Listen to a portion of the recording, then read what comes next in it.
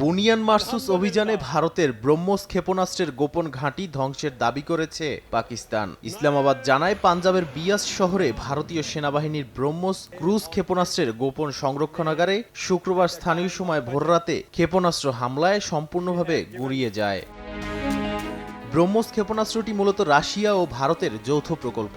এই ক্ষেপণাস্ত্রটি জাহাজ, স্থলাভিষিক্ত লক্ষ্যবস্তু এবং কিছু ক্ষেত্রে সমুদ্রে থাকা সাবমেরিন ও আকাশে থাকা বিমানেও অত্যন্ত নিখুঁতভাবে আঘাতের জন্য ডিজাইন করা হয়েছে। অন্যদিকে ইরানের তৈরি করা ফাতে-2 ক্ষেপণাস্ত্র দিয়ে হামলা চালিয়েছে পাকিস্তান। এটি স্বল্প পাল্লার ব্যালিস্টিক ক্ষেপণাস্ত্র। এটি শত্রুর ঘাঁটি, রাডার সিস্টেম, অস্ত্রের গুদাম এবং কৌশলগত অবকাঠামোতে 250 থেকে 300 কিলোমিটার দূর পর্যন্ত আঘাত হানতে সক্ষম। আকাশ প্রতিরক্ষা ব্যবস্থার পাশাপাশি উধমপুর, পাঠানকোট ও শ্রীনগর বিমান ঘাঁটি ধ্বংসের দাবি করে পাকিস্তান। এর মধ্যে শ্রীনগরে বিমান ঘাঁটিতে হামলায় বেশ কয়েকজন সেনা নিহত হয়েছে বলেও পাকিস্তানি গণমাধ্যমে দাবি করা হয়েছে। চণ্ডীগড়ে একটি অস্ত্রাগার ধ্বংসেরও দাবি তাদের।